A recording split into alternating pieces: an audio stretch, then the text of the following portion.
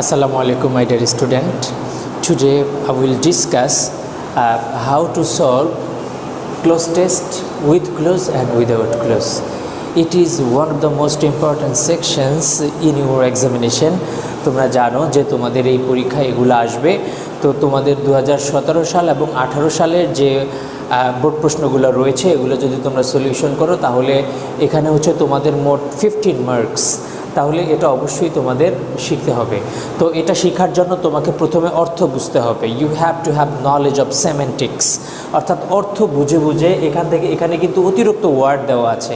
তো এই অতিরিক্ত ওয়ার্ড থেকে কোনটা বসবে এটা তোমাকে প্রথমে বসাতে হবে অর্থ বুঝে, এবং গ্রামার বুঝে গ্রামার অনুযায়ী তোমাকে এখানে কোনোটার যদি কী ধরনের পরিবর্তন করতে হয় এটা পরিবর্তন করতে হবে। তো আমরা হচ্ছে এটা বিস্তারিত আলোচনা করব যে কোনটা কী ধরনের পরিবর্তন, কেন হলো, কী কারণে হলো, তুমি কিভাবে কোনটা পরিবর্তন করবে, এটা আমরা বিস্তারিত আলোচনা করব। Look at the board. এখানে দেখো রিকার মানে ঘটনা, মানে যেগুলো বারবার ঘটে। সেফ মানে হচ্ছে নিরাপদ। ওপাইন মতামত দেওয়া। অ্যাওয়ার সতর্ক। ডেভেলপ উন্নতি। প্রিকিউশন মানে সতর্কতা, প্রিকিউশন। মিনিমাইজ মানে কমানো। লাই মানে স্থাপন করা, আবার লাই মিথ্যা বলাও আছে, যেমন লাইট, এটা হচ্ছে মিথ্যা বলা। আর লাই মানে শয়ন করা বা স্থাপন করা, বা শুয়ে আছে, স্থাপন করে আছে। কম্পালসারি বাধ্যতামূলক। স্ট্রেট সরাসরি, সোজা। লস হারানো। পসিবিলিটি সম্ভাবনা। ওকে, চলো আমরা এবার পড়া শুরু করি। It's a matter of great concern, এটা খুব উদ্বেগের বিষয়। কোনটা? যে it's a matter of great concern, এটা খুব উদ্বেগের বিষয়। দ্যাট যে Bangladesh in the active earthquake, তাহলে বোঝা যাচ্ছে যে বাংলাদেশ স্থাপন করে আছে, তাহলে লাই। বাংলাদেশ হবে লাইস কেন হবে? কারণ হচ্ছে Bangladesh third person singular number, যার কারণে এখানে লাইস হয়েছে। তাহলে বাংলাদেশ শুয়ে আছে বা অবস্থান করছে in the active earthquake zone, অর্থাৎ ভূমিকম্প প্রবণ এলাকায় বাংলাদেশের অবস্থান। Most of the people of বাংলাদেশের অধিকাংশ মানুষ আর fully dash of its severity মানে হচ্ছে তীব্রতা। তাহলে fully aware,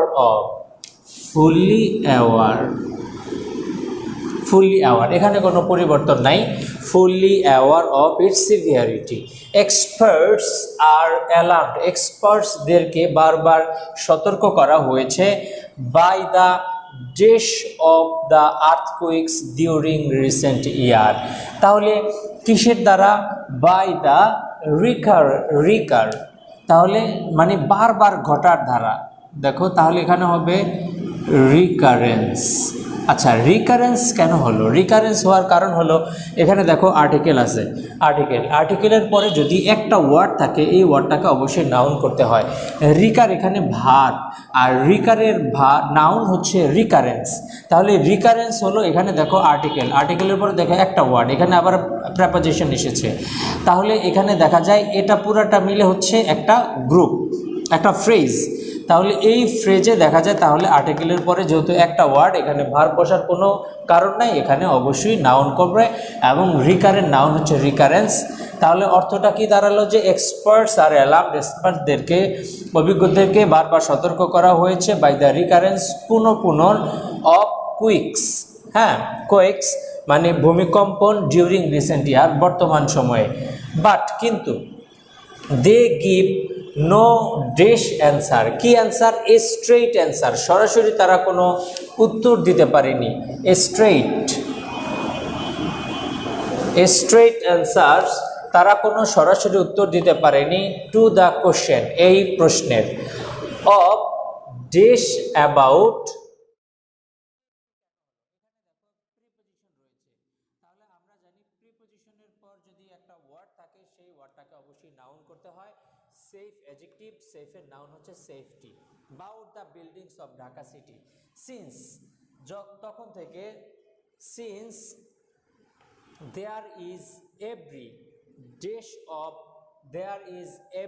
dash of earthquakes in Bangladesh, তাহলে তখন থেকে, since there is every possibility, there is every possibility অর্থাৎ একটা প্রত্যেক সম্ভাবনা রয়েছে অফ আর্থকুইকসের ইন বাংলাদেশে এক্সপার্টস কল ফর এক্সপার্টসরা আহ্বান করেছেন তাহলে কল ফর মানে আহ্বান করা, তাহলে কল ফর আহ্বান করে টেকিং অ্যাডিকুয়েট ডিশ মেজার্স, দেখো তাহলে সতর্কতামূলক পদক্ষেপ, তাহলে কি প্রিকিউশন, কিন্তু এখানে কি হবে দেখো প্রিকিউশনাল মেজার্স, তাহলে ওইখানে দেখো প্রিকিউশন আছে কিন্তু আমি এখানে প্রিকিউশনাল মেজার্স কেন দিলাম, কারণ দেখো এখানে মেজার্স একটা পদক্ষেপ, হ্যাঁ তাহলে এটা এখানে নাউনের আগে যে ওয়ার্ডটা এটাকে অবশ্যই অ্যাডজেক্টিভ করতে হবে, যার কারণে আমি এখানে ওই প্রিকিউশন, দেখো ওই একটা নাউন আবার এই একটা নাউন, তাহলে যেই নাউনগুলোকে অ্যাডজেক্টিভ করা যায় ওই নাউন পাশাপাশি যখন বসে ওই আগের নাউনটাকে অ্যাডজেক্টিভ করতে হয়, যার কারণে আমি ওই প্রিকিউশনকে আমি অ্যাডজেক্টিভ করেছি। Measures to dash the loss কমানোর জন্য, মিনিমাইজ, টু দেখো এখানে ইনফিনিটিভ আছে তার মানে ভার্বের বেস ফর্ম বসে যাবে, minimise losses. Raju dash that, Raju মতামত দিয়েছে, হ্যাঁ ওপাইন্স, রাজুক মতামত দিয়েছে, কি মতামত দিয়েছে যে an earthquake resistant building code অর্থাৎ ভূমিকম্প প্রতিরোধক ব্যবস্থার building code should be developed করতে হবে, শুড বি ডেভেলপড। তাহলে দেখো এখানে আমরা কিভাবে তুমি এটা নির্ণয় করবা সেটা আমরা দেখিয়েছি, চলো এবার আমরা আরেকটা প্রশ্নের সমাধান করব।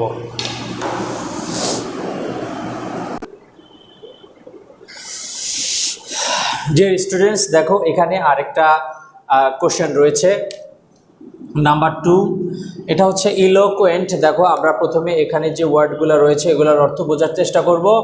ইলোকুয়েন্ট মানে বাগ্মিতা, গিফট অফ দ্য গ্যাপ, মানে হচ্ছে কোনো কিছু চমৎকারভাবে বলতে পারা, এটা হচ্ছে ইলোকুয়েন্ট। ডার্কনেস অন্ধকার, অ্যাওয়ারনেস সতর্কতা, লার্ন শিক্ষা, ইন্টেলেকচুয়াল বুদ্ধিভিত্তিক, অ্যাটেইন অর্জন, এনলাইটেন আলোকিত করা, চয়েস পছন্দ, সেন্সিবিলিটি মানে আমাদের সেন্স বুঝায়, নৈতিকতা, পারপাস উদ্দেশ্য, হিউম্যান, প্যারোকিয়ালিজম হচ্ছে সংকীর্ণতা অর্থাৎ আমাদের মনের সংকীর্ণতা। দেখো চলো এবার আমরা অর্থগুলো বোঝার চেষ্টা করি। Education is the process, education হলো এমন একটা পদ্ধতি বাই হুইচ যেটার দ্বারা আওয়ার মাইন্ড আমাদের মন ডেভেলপস উন্নতি হয়। দেখো our mind third person singular number, যার কারণে এখানে কিন্তু ডেভেলপস ভার্বের সাথে এস যুক্ত হয়েছে। থ্রো ফর্মাল লার্নিং,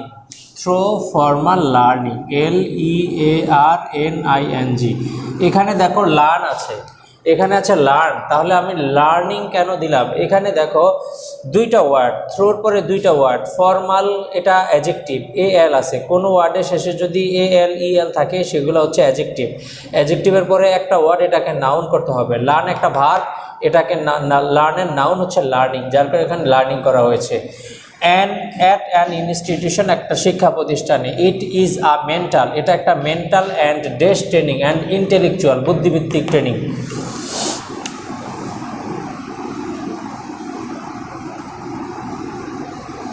এবং একটা বুদ্ধিভিত্তিক ট্রেনিং। ইট প্রোভাইডস অপরচুনিটিস, ইহা প্রদান করে সুযোগ সুবিধা, অফ গ্রোথ উন্নতির, অ্যান্ড হেল্পস এবং সাহায্য করে, টু মেট চ্যালেঞ্জেস অর্থাৎ বিভিন্ন চ্যালেঞ্জ মোকাবিলা করতে, to dash success, to attain success, success অর্জন করতে, টু অ্যাটেইন সাকসেস। মোরেভার অধিকন্তু, দ্য পারপাস অফ এডুকেশন শিক্ষার যে উদ্দেশ্য, দ্য পারপাস অফ এডুকেশন শিক্ষার উদ্দেশ্য, is to dash an individual, তাহলে ইজ টু এনলাইটেন আলোকিত করা, is to enlighten, ENGENLIGHTEN, enlighten.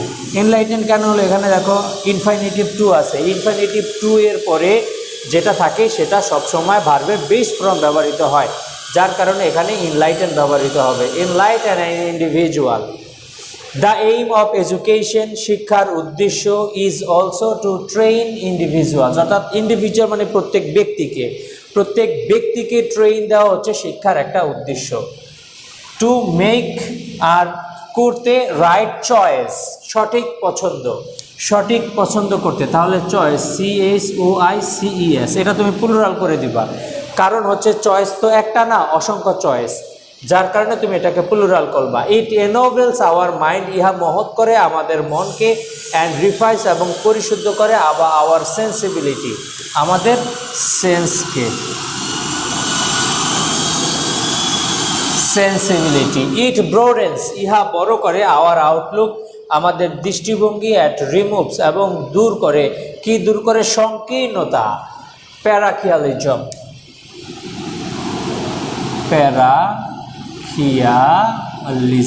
ওকে, প্যারাখিয়ালিজম, সংকীর্ণতা দূরীভূত করে। ইট হেল্পস, ইহা সাহায্য করে আস আমাদেরকে, টু বি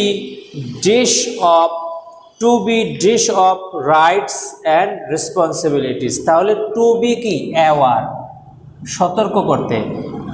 এখানে দেখো অ্যাওয়ারনেস আছে, তাহলে তুমি অ্যাওয়ার কেন দিলা? অ্যাওয়ার দেওয়ার কারণ হচ্ছে এখানে দেখো বি আছে, তাহলে am, is, are, was, were, be, being এগুলার পরে সাধারণত যদি ভার্ব না থাকে সেক্ষেত্রে যদি অ্যাডজেক্টিভ ব্যবহার হয় তাহলে অ্যাডজেক্টিভ ফর্ম ব্যবহৃত হয়, আর যদি ভার্ব ব্যবহৃত হয় ভার্বের পাস্ট পার্টিসিপল ফর্ম ব্যবহৃত হয় প্যাসিভের ক্ষেত্রে। তাহলে এক্ষেত্রে খেয়াল করো বি যেহেতু আছে এটার পরে একটা অ্যাডজেক্টিভ বসবে, এখানে অ্যাওয়ারটা হচ্ছে adjective. Be aware of rights and responsible. Education furnish, education সাজায় আস আমাদেরকে, with an dash in, with an eloquence,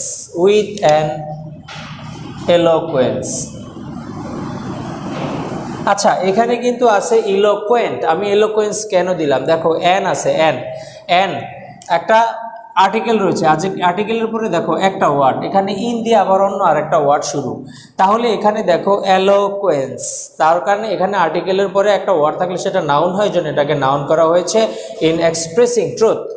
therefore, এ কারণে, সুতরাং, it is compare to light, এটাকে আলোর সাথে তুলনা করা হয়, হুইচ ডিসপেল, যেটা দূরীভূত করে, দ্য ডার্কনেস অফ ইগনোরেন্স, অর্থাৎ অজ্ঞতার অন্ধকার।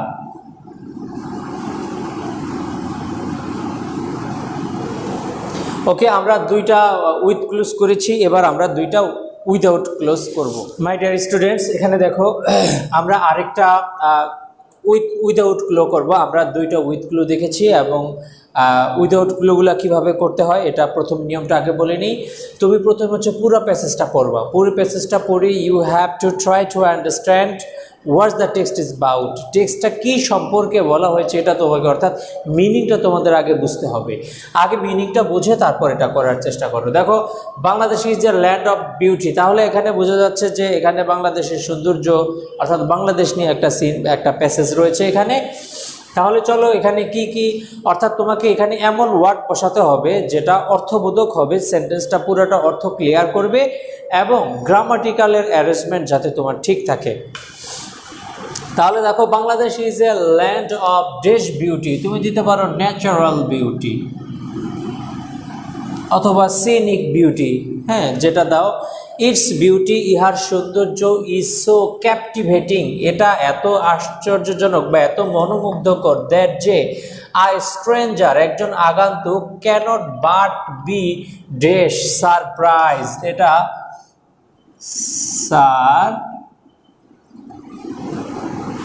সারপ্রাইজ। দেখো সারপ্রাইজড কেন হলো, এখানে দেখো ক্যানট বি আছে অর্থাৎ মোডালের পরে আবার বি আছে, তাহলে বি থাকলে বি এর পরে ভার্বের পাস্ট পার্টিসিপল ফর্ম ব্যবহৃত হয়। তাহলে এই কারণে যে সারপ্রাইজড, অ্যামেজড, তুমি যে কোনোটা কিছু দিতে পারবা এখানে। তাহলে ক্যানট বি সারপ্রাইজড, সে অবাক না হয়ে পারে না, লুকিং অ্যাট দিস এন্ডলেস ভেরিয়েটি, এটার সীমাহীন বৈচিত্র্য দেখে সে অবাক না হয়ে পারে না। Nature has dash showed it's blessing, তাহলে নেচার হ্যাজ শোড দেখিয়েছে, ইট ব্লেসিং, তাহলে কি এখানে দেখো অক্সিলারি ভার্ব আছে, মেন ভার্ব আছে, তাহলে অক্সিলারি ভার্ব এবং মেইন ভার্বের মাঝখানে সাধারণত অ্যাডভার্ব ব্যবহৃত হয়। তাহলে আমরা দিতে পারি যে নেচার প্রচুর পরিমাণে ব্লেসিং দিয়েছে, আশীর্বাদ দিয়েছে এই দেশের উপরে। তাহলে প্রচুর পরিমাণে, অ্যাবান্ডেন্টলি,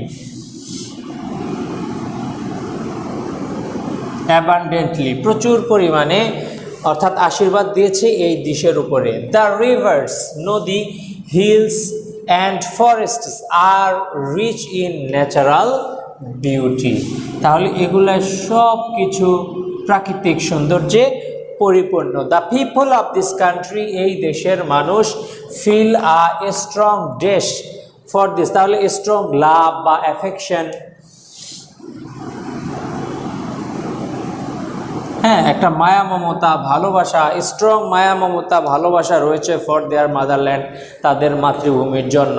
দি লাভ দেয়ার মাদারল্যান্ড, তারা তাদের দেশকে ভালোবাসে। From the dash of the heart, from the core of the heart অথবা ডেপথ অফ দ্য হার্ট, একদম হৃদয়ের গভীর থেকে। হৃদয়ের গভীর থেকে মানে হচ্ছে core of the heart. They work hard, তারা কঠিন পরিশ্রম করে। To dash its economic condition, economic condition বাড়াতে, upgrade.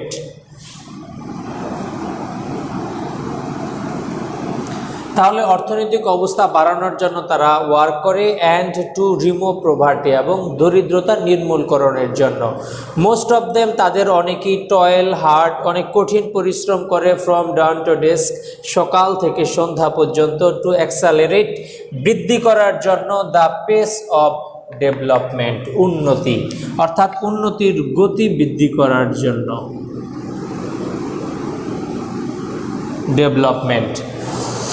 The progress of this country, এই উন্নতি অফ দিস কান্ট্রি। দেখো এখানে কিন্তু প্রোগ্রেস, হ্যাঁ, এটা দেখেই তুমি বুঝতে পারো যে এখানে ডেভেলপমেন্ট হওয়ার পসিবিলিটি রয়েছে।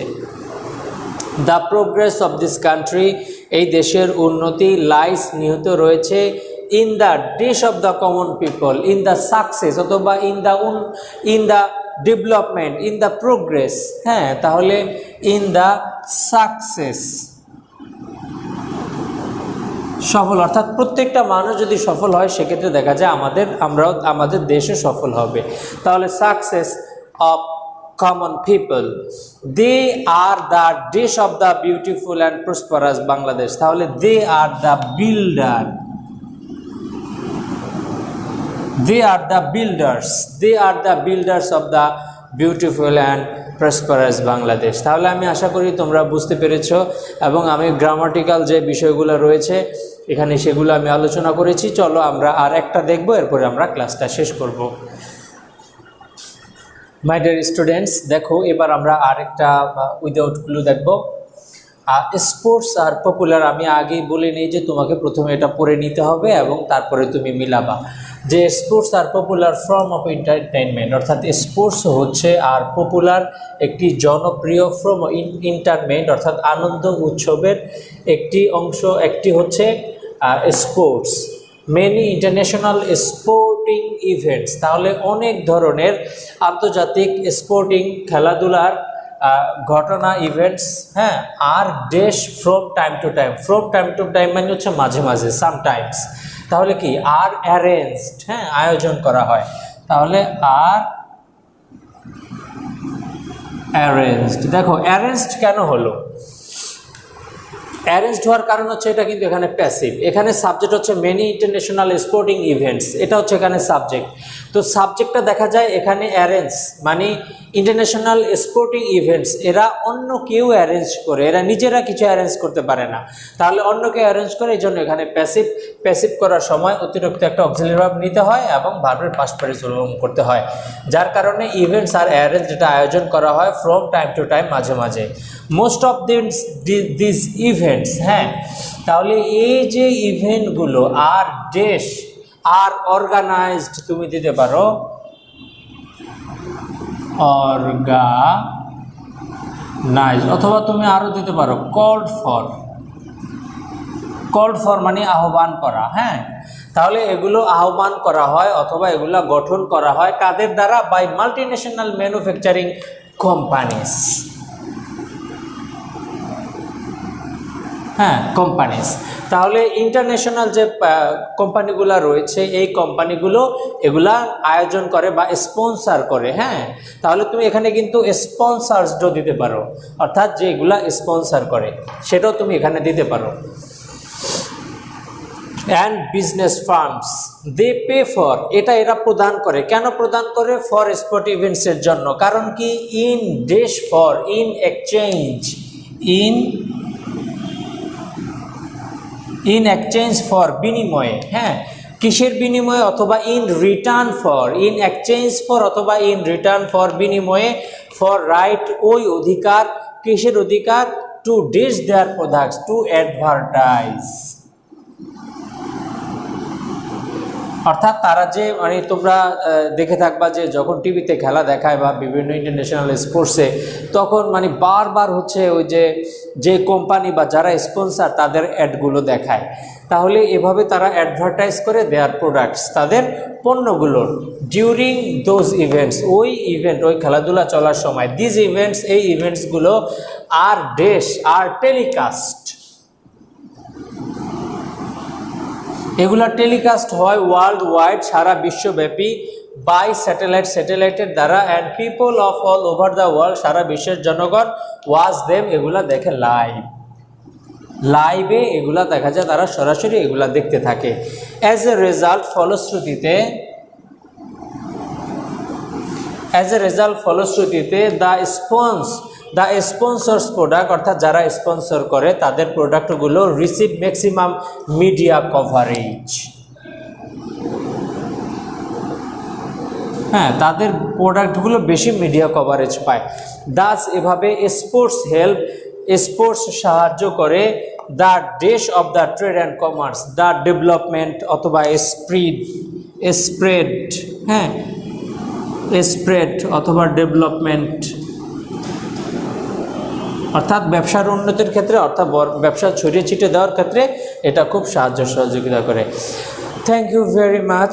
This is the end of my class. Thank you for being with me. আমি আশা করব যে তোমরা 2017 এবং 2018 সালের সবগুলা বোর্ড এভাবে আমি যেভাবে বুঝিয়ে পড়ালাম এগুলা বুঝে ভালোভাবে শেষ করবে, তাহলে তোমরা পরীক্ষায় ইনশাআল্লাহ ভালো করতে পারবে। এখানে কিন্তু 10টায় হচ্ছে তোমাদের 10 মার্ক, তাহলে উইথ ক্লু এবং উইদাউট ক্লু এখানে তোমাদের 15 মার্ক রয়েছে। So you have to prepare most for your examination. Thank you, আল্লাহ হাফেজ।